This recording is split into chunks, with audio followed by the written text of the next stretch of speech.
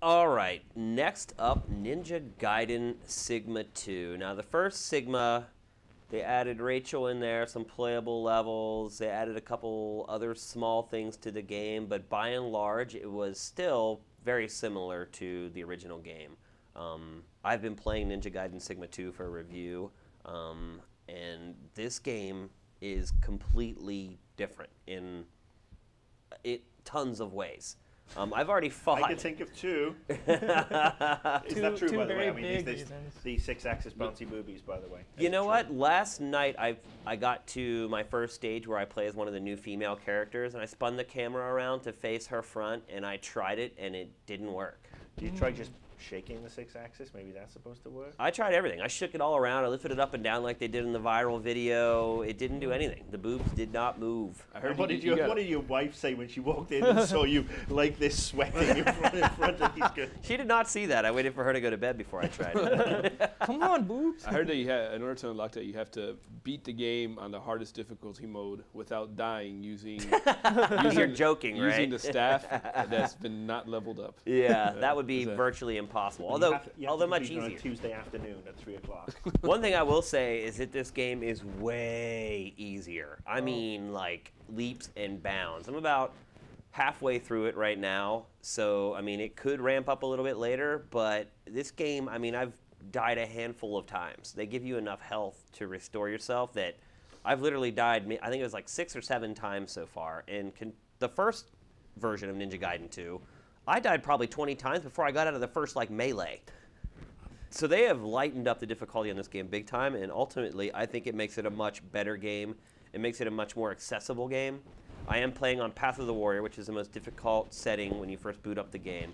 After you beat the game on that, it unlocks the more difficult sort of settings, which, you know, if you're a hardcore Ninja Gaiden fan, I definitely recommend playing through it to get to those harder difficulties, and I think the fans might be a little bit upset because it really puts up hardly any resistance at all. I mean, you could pretty much flying swallow through the whole game if you want to. I got tired of doing that, so I actually started learning like other moves.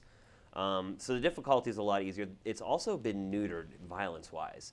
There is blood, but you'd almost have to, and they've done this actually, Tecmo has, you'd almost have to pause the game and take a screenshot to get the blood.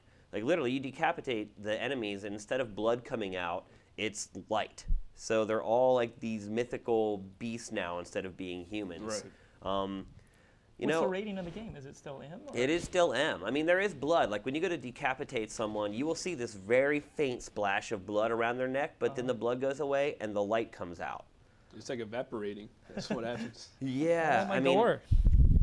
I talked to, well, some of the stuff that I talked about with Team Ninja last week, I can't mention because it was strictly off the record. But I think, in my personal opinion, the reason they've done this is to make it palatable to a wider range of consumers. I mean, in all honesty, the first Ninja Gaiden 2, the original, it was brutal, man. And I know a lot of people saw that game, and they, I mean, not just difficulty, but just the visuals were just so hardcore. I mean, it may be the most violent game I've ever played.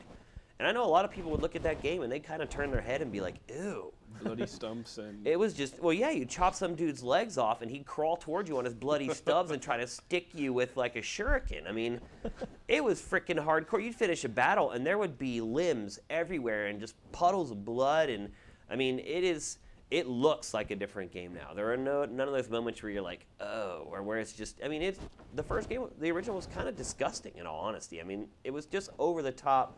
And I don't think there was a need for it. How's the camera angles on this one? Because I know one of the quibbles has always been, from my perspective, is the camera angles. They've tweaked it. It's a little better. There are still issues, though. There are still times where, you know, the combat is so quick in this game, I don't know if they could ever make a camera that could keep up. And if they did, it would probably make you vomit. So, you know, as someone who's played these games for years now, I mean, I honestly don't have a whole lot of problems with the camera because once you learn how to manage the combat and how the combat works, the camera's kind of designed around that. What I've seen is people that haven't played the game a lot or understand how the series works or how you're really supposed to fight in the game. Those are the people that you watch them play, and it literally makes you want to hurl because they're spastic, and then the camera goes spastic. I think if you saw me play the game, you would think the camera was fine. The other thing is that they've added huge boss fights to this game. I'm not talking about like some little side character that comes in after a boss fight. I'm talking about bosses that are like 20 stories high. And so far, I'm halfway through the game, and I've already seen 2 extra ones. And yeah, it's amazing. Like, they've added so much to this game. They've added sort of cooperative missions. It's not the story that you're playing through with a friend. They're these challenge missions that you play with a friend. And as you play through the single player, it unlocks new weapons and abilities that you can use and sort of equip your characters with through that. They've done a lot. They've added digital comic to the game, which sort of gives you the backstory of Ryu and Ryu's father and sort of how they get to that point. And it's cool because when you install the game on your PS3 hard drive, it actually shows you the comic. So it's not like you're just sitting there watching a meter go. It actually runs through the whole comic book. Can you go back to the comic afterwards? So if you're like me, you start the thing installing and you go off and you can. Yeah, you can go right back and check out the digital novel anytime that you want.